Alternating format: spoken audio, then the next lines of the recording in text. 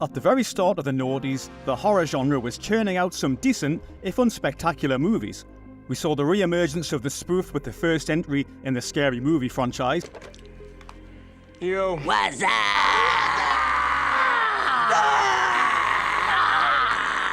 Pinhead and co. continued to wreak spiky havoc in Hellraiser Inferno. You are your own king, and this is the hell you have created for yourself.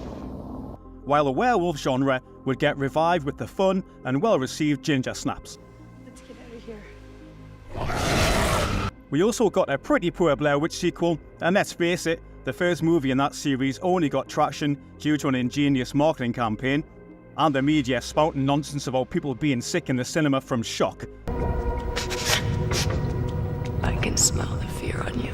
Stay away from me. Requiem for a Dream provided some messed up thrills, as did the similarly perverted Hollow Man. Is that how you alleviate your guilt?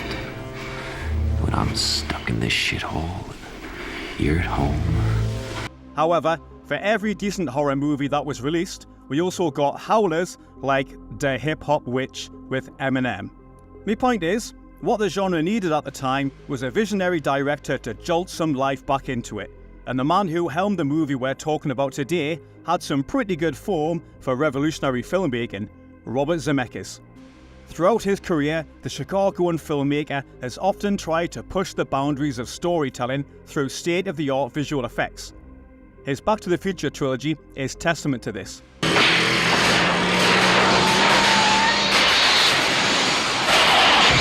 As are movies such as Who Framed Roger Rabbit, When I killed your brother, I talked!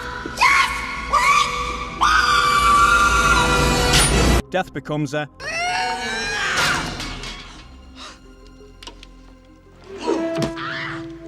and Forrest Gump. Said world peace was in our hands, but all I did was play ping pong.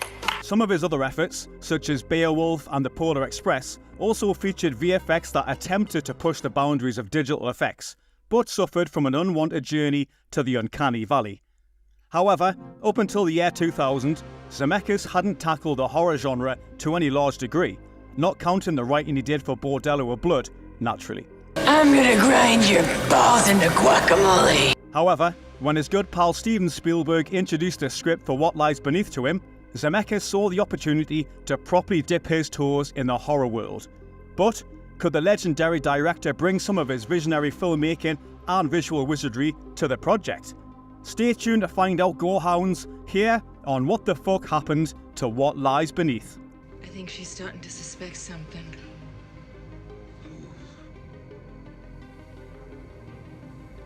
Your wife. Before we continue with our video, here's a reminder to click the Store tab on any of our Joe Blow channels and browse our collection of the latest and freshest designs in our merch store. Go get you some. By the year 2000, both Harrison Ford and Michelle Pfeiffer's careers were not only firmly established in Hollywood, naturally, but still on the ascendancy. Ford had hung up his fedora for what he thought was the last time, and for what, to be fair, should have been the last time. He'd also taken on another iconic character in Jack Ryan, being a fugitive, played POTUS in Air Force One, and also taken on an ill-advised starring role opposite Anne Heche in the frankly terrible 6 Days, 7 Nights. You see, he was kind of a big deal. I don't know how to put this, but I'm kind of a big deal. So when the opportunity to work with Bob Zemeckis on a horror/thriller project landed on his desk, opposite the wonderful Michelle Pfeiffer, he mustn't have had to think too long and hard about signing up. The same can probably be said about Pfeiffer. Up until the release of What Lies Beneath, she hadn't racked up as many iconic roles as Ford had, arguably, but her status as one of Hollywood's most talented and beautiful leading ladies was never in doubt. Don't call me baby. I'm not your baby.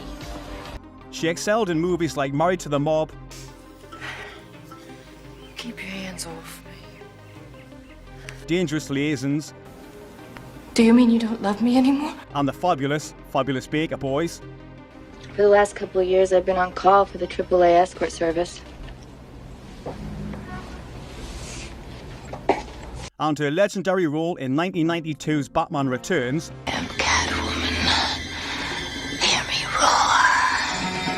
still remains the greatest portrayal of Catwoman ever. Sorry Julie, Eartha, Anne, Zoe, and definitely Hallie. She had also wolfed out with Jack Nicholson, played an inspirational teacher, and tackled the Bard before Zemeckis asked her to get very wet in the name of her art in What Lies Beneath. The movie's story was partly written by documentary filmmaker Sarah Knotchen, with rewrites by Clark Gregg, and she had adapted a personal experience with the paranormal as a script treatment featuring a retired age couple who were dealing with restless but compassionate spirits. Zemeckis had already signed a deal with DreamWorks to distribute the films of newly founded production company Image Movers, and was keen on doing a thriller. So when Spielberg came to him with the What Lies Beneath script, he had the perfect opportunity to test his skills in the genre. Ford and Pfeiffer was Zemeckis' first choice for the lead roles in the movie, and Ford was so keen he agreed to clear his busy schedule to make room for the project. Joining the two stars as part of the larger ensemble were Diana Scarwood as Jodie, Miranda Otto as Mary, James Remar as Warren, Amber Valletta as Madison, Catherine Town as Caitlin, plus the fella responsible for evil robots taking over the world, Joe Morton. An interesting snippet to note is that Zemeckis filmed What Lies Beneath while Castaway was shut down to allow Tom Hanks to lose weight, grow a beard, and practice talking to volleyballs. Oh, never again! Never again! Never again! You're okay. I remember first catching What Lies Beneath on home entertainment, not long after it was first released. And from what I recall, I enjoyed the movie, but felt that considering the talent involved both behind and in front of the camera, it was slightly underwhelming. To be fair though, I was pretty young, so could rewatching it with more mature eyes for this retrospective change my perspective on the movie? Well, as I'll get into shortly, the answer is no, not exactly. The plot of the movie sees Ford and Pfeiffer's married couple, Norman and Claire Spencer's seemingly idyllic life slowly fall apart when Claire starts to believe there may be a ghost in their new house. As the supernatural shenanigans begin to intensify, it soon becomes apparent that not only is the spirit real, but it's hell-bent on revealing a horrible truth for the couple. I think my main gripe with the movie is that it could have been a lot scarier, and despite being a fun thrill ride for the first hour or so, plus a tension-inducing final act, its middle section is too flabby and uninteresting to elevate it beyond simply being a fun, if forgettable exercise in building spooky thrills. There's nothing of any real note that Zemeckis brings from his vast wheelhouse of visual trickery to the movie. He crafts the tension with a nice nod to Hitchcock, almost like a paint-by-numbers lesson on genre filmmaking, but it would have been good to see him leave his own indelible mark on the film. He does build the tension nicely for the most part, with neighbours' wives going missing, supernatural clues, the hint of a troubled past for the protagonists, and some moments of shock that are a touch too generic for this gorehound to appreciate. However, the final stretch is a fun, artfully crafted denouement for the movie that manages to pack some iconic imagery into it. The most obvious being the paralysis-inducing drug that results in a chilling bathtub scene that's literally dripping with tension. The plot comes to a head with the help of a decomposing corpse and a necklace that's been long buried. However, the movie's trying to be everything all at once, while not really mastering any aspects of it. Its typical genre tropes don't befit the genre with enough invention, and it doesn't really know if it wants to be a ghost story, a murderous thriller, or a grown-up horror. Plus, Zemeckis and his skills are kinda wasted as director. It's enjoyable, but nothing more, unfortunately. What Lies Beneath was released on July the 21st, 2000, and grossed almost $30 million from a total of 2,813 domestic theatres. It opened as the #1 film over its first weekend, replacing X-Men at the top spot. The film ended up earning $155 million domestically and $136 million internationally, for a total of $291.5 million worldwide, close to triple its production budget of $100 million. The film received fairly average reviews, and on Rotten Tomatoes, it holds an approval rating of 47% based on 126 reviews, with an average rating of 5.50 out of 10. The site's critical consensus reads, Robert Zemeckis is unable to salvage an uncompelling and unoriginal film. The more traditional critics lamented what was considered to be a slightly wasted opportunity. The New York Times said that, at the start, Zemeckis zaps us with quick, glib scares, just to show he still knows how, but his heart isn't in this kind of material anymore. The Los Angeles Times called it Spooky with a polished kind of creepiness added in. What Lies Beneath nevertheless feels more planned than passionate, scary at points, but unconvincing overall.